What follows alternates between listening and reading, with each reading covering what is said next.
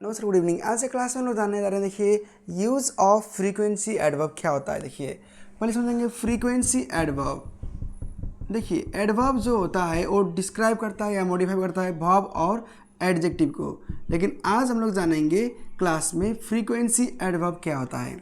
देखिए, समझेंगे एकदम शुरुआत से। पहले समझेंगे फ्रीक्वेंसी एडवर्ब क्या है। देखिए, इट इज़ यूज्ड, ये इट मतलब हो गया कि frequency adverb. It is use to show how often an action happens, यानी कितने बार कोई भी एक्शन होता है या घटता है कोई भी काम। देखिए, समझेंगे फ्रीक्वेंसी एडवर्ब के अंदर किस तरह का एडवर्ब आता है। अगर आप अच्छे से समझ लेंगे तो आपको कोई डाउट नहीं रहेगा। देखिए, इसके अंदर आता है ऑलवेज, नेवर। ऑलवेज हो गया, ये ऑलवेज हो गया अफर्मेटिव यानी कि पॉजिटिव हो गया। ये हो गया नेगेटिव।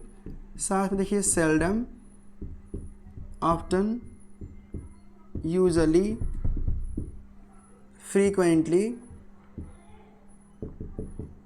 देखिए समटाइम्स, ओकेजनली, देखिए साथ में बोलेंगे रेयरली, हार्डली, स्कार्सली, एक्सेट्रा।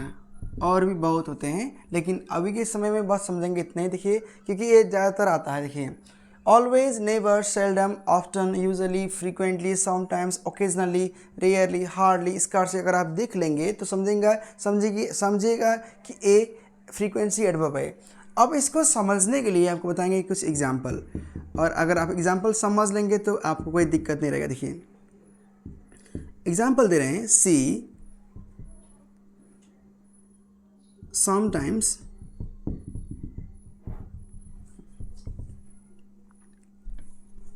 आपको देंगे। देखिए, सिंपल तरीका, Sabina always wakes off early in the morning। Sabina always wakes off early in the morning, ये हो गया एक। देखिए दूसरा, यही नाम दे रहे हैं, Sabina is always late for her work. देखिए, साथ में एक थॉट भी दिखाएंगे आपको, लेकिन पहले ये समझिए। अब सबीना ऑलवेज वेक्स दिया है, यहाँ पे कंडीशन एक दिया है इज ऑलवेज। तो ये दोनों में अगर आप समझेंगे तो आपको मन में लगेगा कि बलराम सर ये क्या दे रहे हैं आप। कि देखिए, ऑलवेज वेक्स में ऑलवेज आगे आया है, और इज़ ऑलवेज में जो ऑलवेज के आगे इज़ आया है। देखिए, समझेंगे कि भाव होता है दो तरह का। अगर आपको और अच्छे से बताएंगे, देखिए तो भाव होता है दो किस्म का। एक होता है मेन भाव। मेन भाव में जो होता है रेगुलर, इरेगुलर, साथ में V1 से लेकर V5 तक जो फॉर्म होता है, एक होता है मेन भाव। दूसरा होता है एक्सिलरी भाव जो 24 तक होता है, एक्सिलरी भाव। देखिए, एक्सिलरी भाव हो या मेन भाव हो, इसमें अगर समझेंगे तो अगर आप अच्छे से समझ लेंगे। देखिए, मेन भाव कोई भी आया है तो उसके लगेगा आगे एडवर्ब, यानी कि ये जो दिख रहे हो फ्रीक्वेंसी एडवर्ब, ये जो वेक्स जो दिख रहे हो ये भाव 5 है ना, मेन भाव है। तो मेन भाव के आगे लगता है फ्रीक्वेंसी एडवर्ब।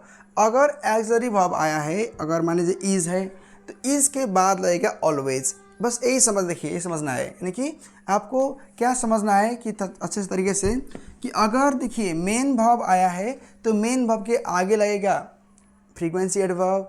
अगर एक्सिलरी भाव आया है तो उसके बाद लगेगा फ्रीक्वेंसी एडवर्ब। एक आपको इधर एग्जाम्पल देखिए,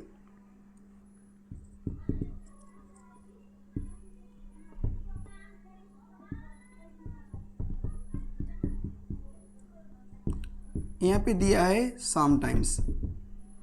तो आप इसको कहाँ पे प्लेस कीजिएगा, बोलिए। आई सिंग नेपाली सॉन्ग दिया है, तो इसका होगा answer I sometimes sing Nepali songs. देखिए क्यों, क्योंकि ये जो सिंग है ये है मेन भाव। तो मेन वर्ब के आगे प्लेस करेंगे, इसको रखेंगे।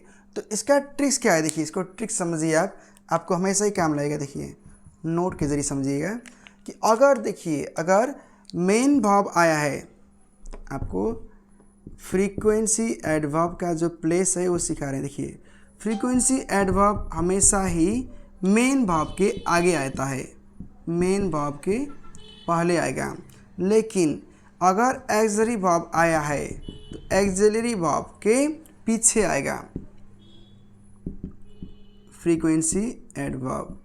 ये ट्रिक्स को याद रखिएगा, हमेशा ही आपका ज़रूरत होगा। देखिए यानी कि ये जो आप देख रहे हो फ्रीक्वेंसी एडवर्ब मेन वर्ब के आगे आएगा, अगर एक्सिलरी वर्ब आया है तो एक्सिलरी वर्ब आगे आकर फ्रीक्वेंसी एडवर्ब पीछे आएगा। तो इसी तरह का ग्रामर आप सीखने के लिए आप फॉलो कीजिएगा हमारा फेसबुक पेज में, और साथ में सब्सक्राइब कीजिएगा यूट्यूब चैनल में। अगर आप पहले जोड़ रहे हो तो आपको किस तरह ग्रामर चाहिए वो हम आपको पूरा सिखाएंगे। आगे मिलेंगे कुछ और टॉपिक के जरिए। Thank you for watching.